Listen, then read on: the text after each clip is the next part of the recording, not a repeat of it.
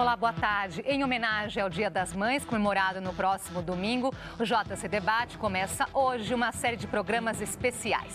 Até sexta-feira, vamos apresentar temas que fazem parte do universo das mães, repletas de dúvidas sobre os desafios e novidades que a maternidade traz. Na série Virei Mãe, e agora vamos começar falando da reviravolta que acontece na vida da mulher da noite para o dia quando ela se torna mãe. A reportagem é de Laís Duarte.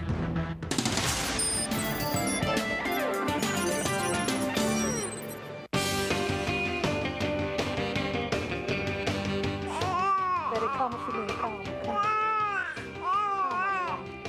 No dicionário, mãe é mulher ou fêmea de animal que teve um ou mais filhos. Nas páginas da vida real, ser mãe é um desafio. A gente se preocupar todo dia com o nosso filho, com o futuro, o presente. Você abrir mão da sua vida, do seu dia, da sua noite, de tudo que você tem para cuidar dele, dos seus gostos, dos seus sonhos. Porque, na verdade, o seu filho acaba se tornando seu maior sonho. A maternidade veio como uma surpresa para Ana. Transformou a vida dela e a do marido. Mudou tudo, praticamente.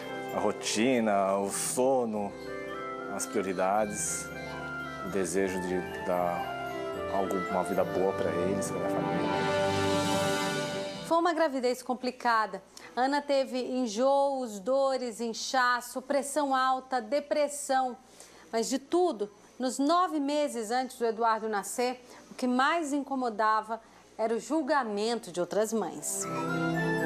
Quando você lê coisas sobre a maternidade, esses blogs de mãe, as mães mostram que a vida é maravilhosa e que ter um filho é a melhor coisa do mundo e que tudo é lindo, que você faz tudo com muito amor e paciência. Você sofre com o julgamento das outras mães, porque existe essa visão romantizada da gravidez, da maternidade, que não é verdade. Quando ela conseguiu esquecer o julgamento das outras, se deparou com as próprias cobranças, com medo de não dar conta sozinha. Aí o meu marido Eloy saía para trabalhar, já me dava assim uma tremedeira. Eu falava assim, não, agora eu vou ter que cuidar do Dudu sozinha hoje.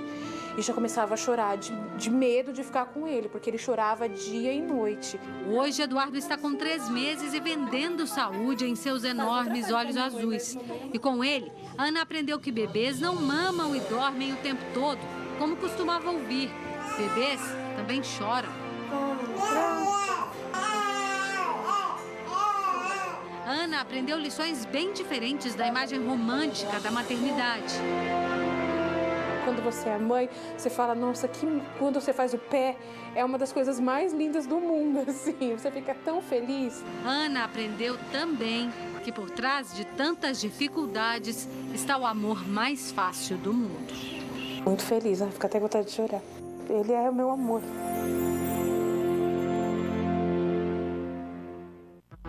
E para falar sobre as mudanças que acontecem na vida da mulher com a chegada do bebê, recebemos Marcelo Silber, pediatra e neonatologista, e Ana Lúcia Beltrame, ginecologista, obstetra e especialista em reprodução humana. Participe aqui da nossa conversa, mande suas perguntas e comentários pelo Facebook e também pelo Twitter. Os endereços estão aí na sua tela. Doutor Marcelo, doutora Ana Lúcia, obrigada pela presença. Histórias que vocês conhecem bem aí, né?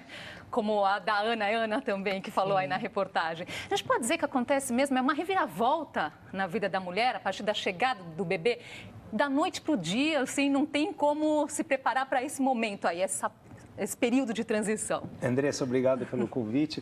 Eu e a Ana estávamos conversando antes do programa começar sobre os temas que nós gostaríamos de que fossem debatidos, que os telespectadores perguntassem tudo. Mas a reportagem sobre a Ana, e o marido Eloy e o bebê Eduardo foi tão completa que eu acho que se a gente conversar sobre essa reportagem, a gente vai conseguir abranger praticamente todos os pontos que... Dá para pincelar, pegar várias partes. Sim, dessa né? semana da maternidade. Exatamente. Eu costumo falar para os meus pacientes e para as mulheres que a mulher, ela vira mãe no dia que ela faz o teste de gravidez, né? Já começam todas as preocupações do pré-natal, de como que será aquele bebê, se vai ser normal, se vai ter algum problema durante a gestação, do parto, da amamentação, do pós-parto, mas muita gente acaba falando só do parto e da gestação em si. E, às vezes, o pós-parto, que foi exatamente aquilo que a Ana falou, ele fica realmente meio esquecido, né? E eu acho que nosso papel como médico obstetra, pré-natalista, é orientar essa família do pós também, senão fica achando que tudo é maravilhoso, que não existem dificuldades e muito pelo contrário, né? Então, o parto é importante, a amamentação é importante, muitas vezes as mães, elas podem se sentir, justamente pelo que ela falou, da cobrança social, menos mães ou mais mães porque tiveram um parto normal ou um parto cesariano, ou menos mães ou mais mães porque se sentiram aptas ou não a amamentar,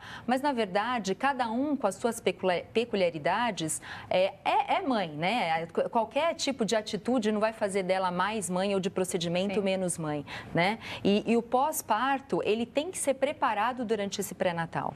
Vamos aproveitar, né, para chamar a atenção. A Ana falou ali que ela sofreu muito com essa questão aí do julgamento. Parece que surgem palpiteiros para todos os lados. Todo mundo vira especialista, né, no momento que vê a mulher com o seu bebê, doutor Marcelo. Eu acho que esse tema, né, ele extrapola um pouco a maternidade, né? Quer dizer, existe hoje a ditadura do politicamente correto, né?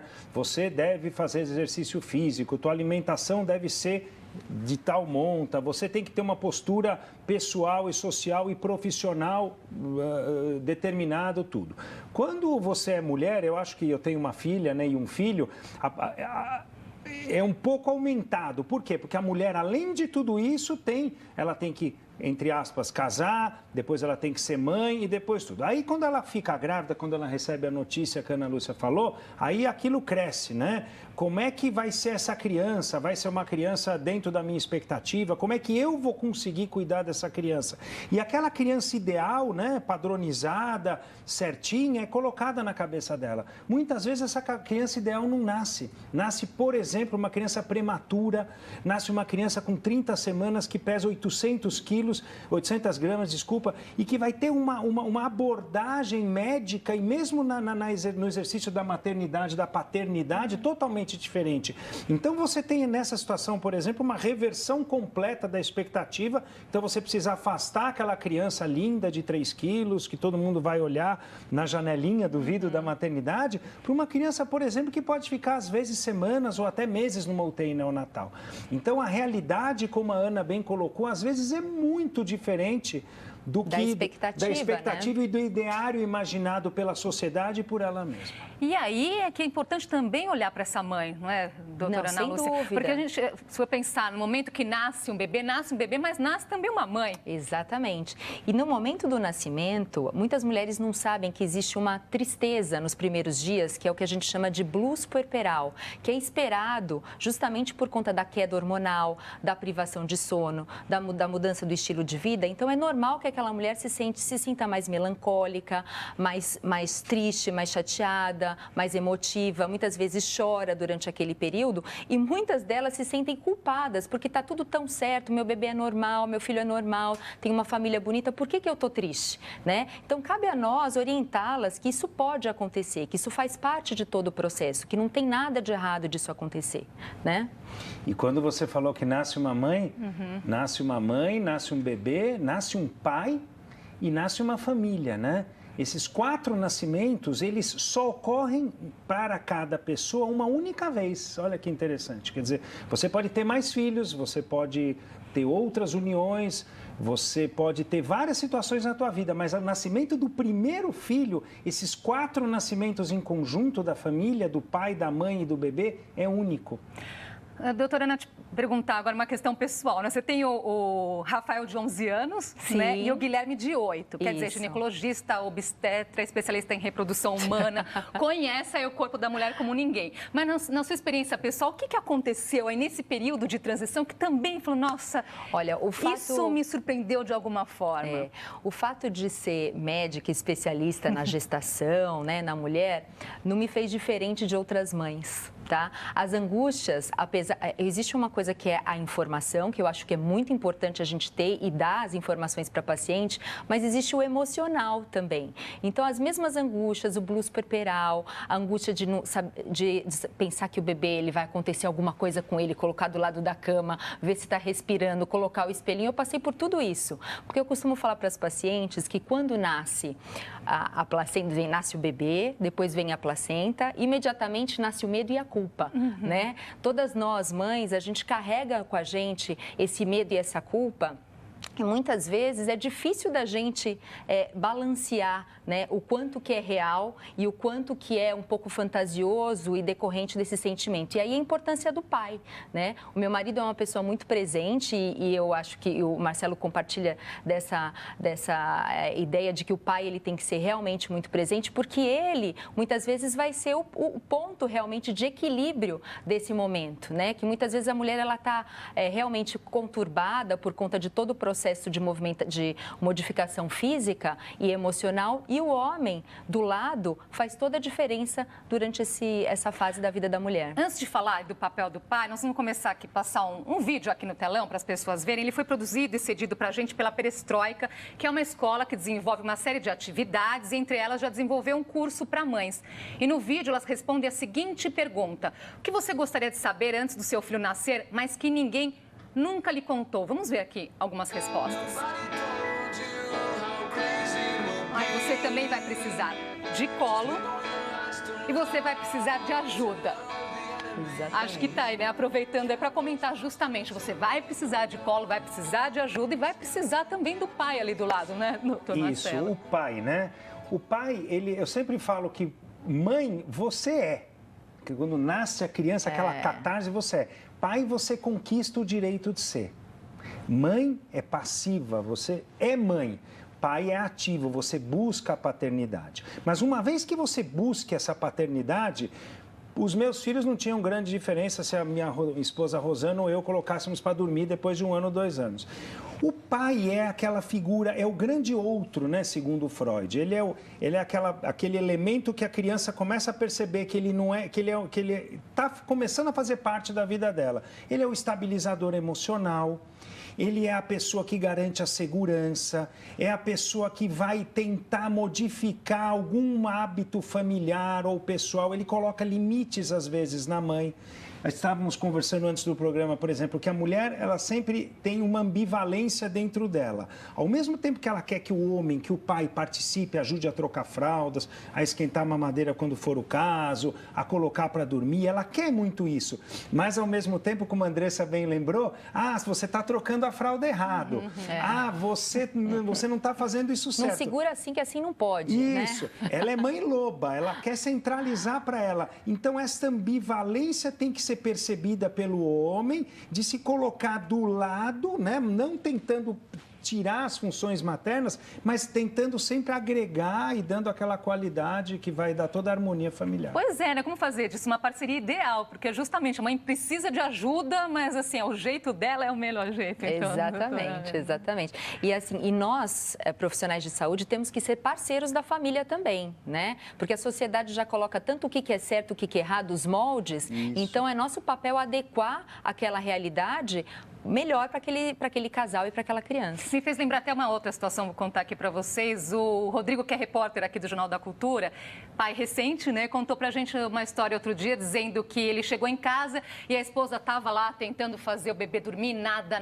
E ele chegou em casa do trabalho, talvez numa outra vibração, né, e a criança nada de dormir. Pegou, deu ali uns segundinhos, dormiu. Ela, não é possível, então o que eu estou fazendo de errado? E não está fazendo nada de errado. Você não está fazendo nada de errado. Mas é importante. A mãe começa a perceber também que o bebê, aquele bebê que ela acha que é dela e é dela, não é só dela. Esse bebê tem um pai que não passa pela figura da mãe. Tem uma avó e um avô, tem um tio, ou seja, a criança, na verdade, ela tem um microssomo, tem uma família que extrapola também a figura materna. Não, e além disso é um indivíduo, né? E além disso é um indivíduo. Né? E vai receber influência de todos esses agentes, né? Que a mãe centraliza tudo, mas não passa só por ela.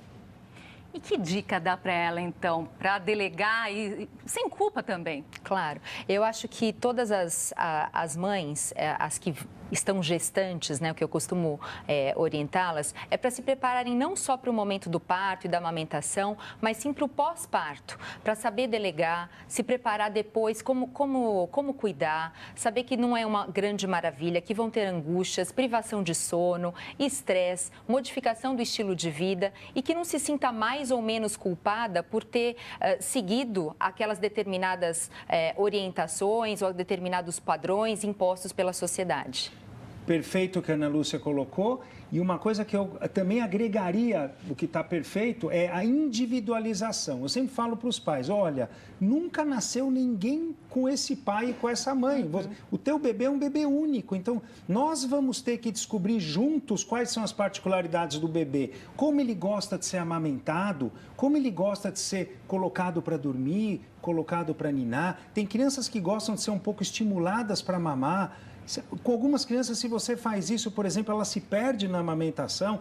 Então, isso é uma receita individual, né? Então, a mãe vai ter que ter a ajuda dos profissionais de saúde, do obstetra, do pediatra, tudo, para que ela ache o caminho dela junto com o seu filho. Fazer uma pausinha aqui na nossa conversa. JC Debate volta já.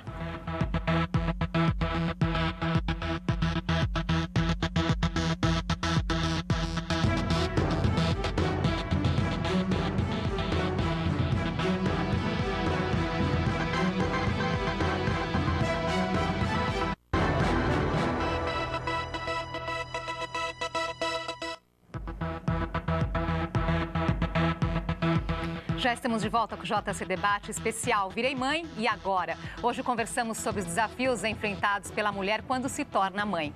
Com a gente, Marcelo Silber, pediatra e neonatologista, e Ana Lúcia Beltrame, ginecologista obstetra, especialista em reprodução humana. Continue aqui participando com suas perguntas e comentários pelo Facebook e também pelo Twitter.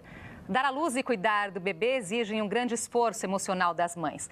Muitas não conseguem lidar com essas profundas transformações e desenvolvem a depressão pós-parto. Uma doença grave que afeta toda a família e precisa ser tratada com ajuda especializada. Se tudo acabasse, como é que seria? Aí você começa, mas meu filho vai ficar com quem? Quem vai cuidar? Era assim que Andréia se sentia quando Renan nasceu. A gravidez foi muito planejada, mas ainda assim a tristeza foi inevitável. 9 meses pós o parto veio o diagnóstico: depressão pós-parto. O tratamento incluiu medicamentos controlados e terapia. Eu não acho que ainda é um processo vencido, não. Mas é uma vitóriazinha a cada dia que a gente levanta da cama, que a gente vai pra frente. São eles, pra mim foi ele 100% que me fez reerguer. O caso de Andréia é mais comum do que se imagina. 1 em cada 4 mulheres no Brasil apresentam sintomas de depressão pós-parto. É o que apontou uma pesquisa realizada pela Fiocruz com mais de 23 mil mulheres, entre 6 e 18 meses após o parto. De acordo com a Organização Mundial da Saúde, a média de casos de depressão pós-parto em países subdesenvolvidos é de cerca de 20%. Mas, segundo a pesquisa, aqui no Brasil, esse número é ainda mais alarmante. Passa dos 26%. Para essa especialista, é importante distinguir aquela tristeza que pode ser comum nesse período da vida da mulher com a depressão pós-parto. Os indícios aparecem ainda na gravidez. Tem a ver com se culpar demais, se exigir demais, achar que não vale a pena viver, achar que não vale a pena ter posto uma pessoa no mundo. O tratamento deve combinar atendimento psicológico e psiquiátrico e é fundamental o apoio de toda a família. A gente precisa cuidar das mães, das mulheres, das mães e dos pais, se a gente quiser que os bebês sejam cuidados.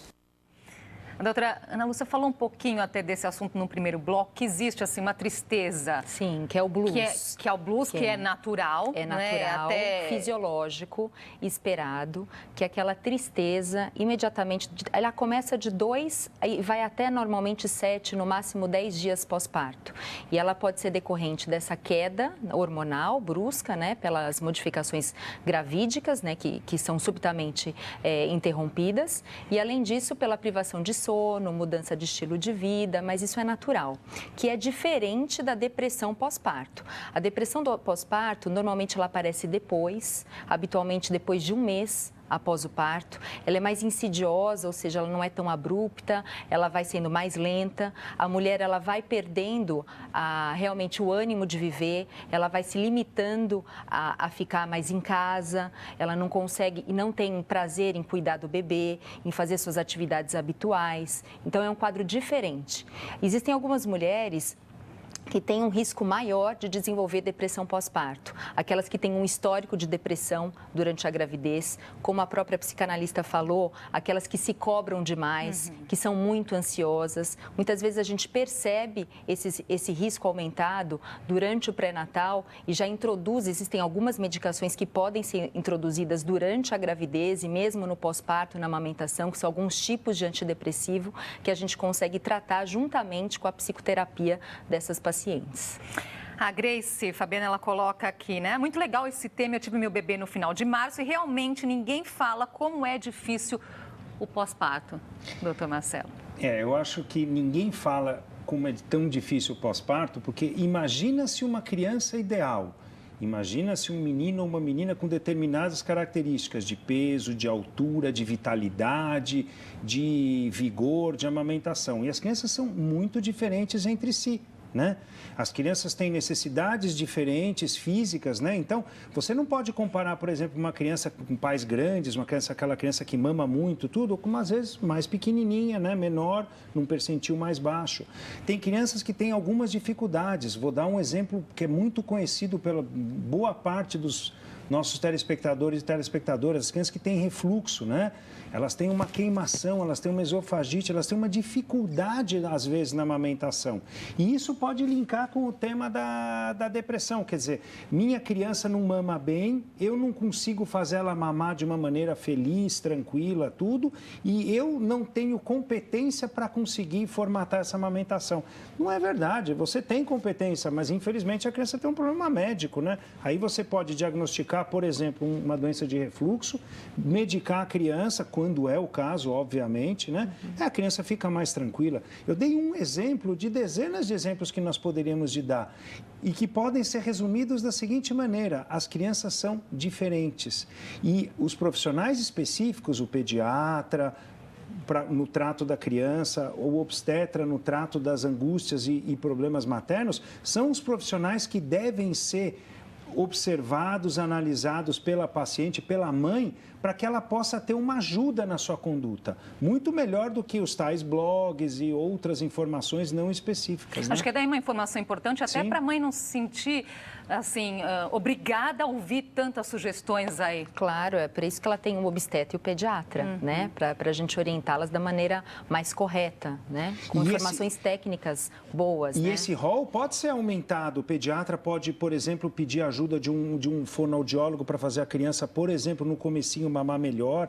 A obstetra e ginecologista da paciente pode, conhecendo a sua paciente, identificar ela, que nem a Ana Lúcia falou, para um processo de terapia, mas são profissionais que são específicos e treinados para cuidar das demandas da mãe. Agora, a escolha do profissional é algo também que deixa as mães angustiadas, né? Sem dúvida, porque acho que além da parte técnica, a paciente ela precisa ter uma identidade muito grande com o obstetra, né? E com o pediatra também, para que ela possa passar de uma maneira confortável as angústias, os medos e que a gente possa esclarecê-la da maneira adequada e que ela possa sanar todas as dúvidas e, consequentemente, aí a ansiedade e o processo que pode se perpetuar aí durante a gravidez. O doutor Marcelo, que é o pediatra aqui, mas a pergunta, doutora Ana, para você: como escolher um bom pediatra? O que é um bom pediatra?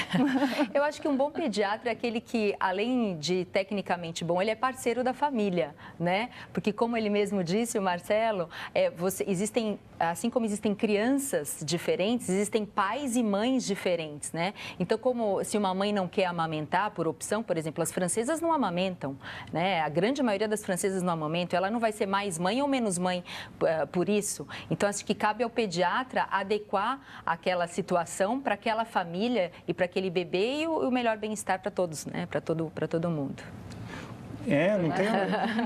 Eu não tenho nada a acrescentar, eu concordo com a Ana Lúcia, né? E acho que a pediatria e a obstetrícia são especialidades muito parecidas, né? São especialidades, inclusive, que nos últimos anos tiveram um decréscimo muito grande. Agora a gente está, felizmente, vendo o renascimento dessas, talvez, duas das mais importantes especialidades médicas, porque elas cuidam basicamente do ser humano, né? A obstetrícia cuida da mulher, a ginecologia cuida da mulher como um todo e a pediatria, ela só tem como equivalente na medicina a geriatria, porque ela cuida da criança não só das doenças, como, por exemplo, um gastro, um endócrino ou um nefrologista, com todo o respeito, cuida dos diversos aparelhos e sistemas. Nós, pediatras, cuidamos da criança como um todo e acompanhamos o crescimento e o desenvolvimento dela até elas se transformarem em adultos. O que essas mulheres, mães de primeira viagem, têm em comum quando chegam lá ao pediatra pela primeira vez com o bebê no colo? Todas acham que não sabem nada, né? E não sabem mesmo, né? Que eu falo para elas. Mas você acaba aprendendo, né? Quer dizer, experiência, isso uma vez eu ouvi de um professor na USP, é muito interessante. Experiência é uma coisa maravilhosa, mas quando você adquire, não serve mais para nada. É verdade. Porque você aprendeu a amamentar tua filha da melhor maneira do mundo. Pronto, já está na hora do desmame. É assim que é a vida, né? Quer dizer, vai sempre ter uma fase aí que vai ser mais complicada, então. Agora a Ana os filhos da Ana estão virando adolescentes, pré-adolescentes. Outra fase. Vai ter a fase de buscar na balada agora. Exatamente. Sim, e quando ela ficar craque, os filhos já viraram... Marcelo, sabe o que eu falo? Eu falo que o obstetra, a gente ajuda a formar a família e você cuida da família. O pediatra, ele cuida da família. Eu acho que o pediatra, ele não cuida só da criança, ele cuida da família. Um recadinho final, bem rapidinho aí para as mães que estão nos assistindo, as mamães de primeira viagem. Doutora. Então, as mães, hoje em dia, né, além das angústias que a gente tem, os medos do pré-natal e tudo mais, a gente tem algumas doenças aí que estão amedrontando todas as mães. Mas frente a tudo isso, a maternidade, assim, apesar de tudo isso, a maternidade ela é muito boa. Então, assim, deixe muitas vezes os medos de lado, as cobranças e tal, e aproveite esse momento, né? Porque muitas vezes a gente fica muito preso ali nas cobranças e a vida acaba, e o presente acaba passando. Não curte aquele momento. Não curte o momento. Doutor Marcelo. As angústias, os medos, né? As inseguranças, elas vão, obviamente, surgir sempre e nunca desaparecem, né? O seu filho e a sua filha vão crescer e você vai ver que elas só vão mudar, mas se você está preocupado que a tua filha não mama, mais para frente você vai preocupar que horas que ela vai chegar em casa. Ou seja, ser mãe ou ser pai é nunca dormir direito mais na vida, mas não existe não existe presente de Deus mais generoso do que conseguir ser mãe ou ser pai. Então curtam muito e aproveitem essa semana de vocês que vai culminar no Dia das Mães. É isso aí. Muito bom, obrigado. Uma delícia o papo hoje aí para começar a nossa semana especial. Obrigada pelo convite. Ao Dia das Mães e até uma próxima oportunidade.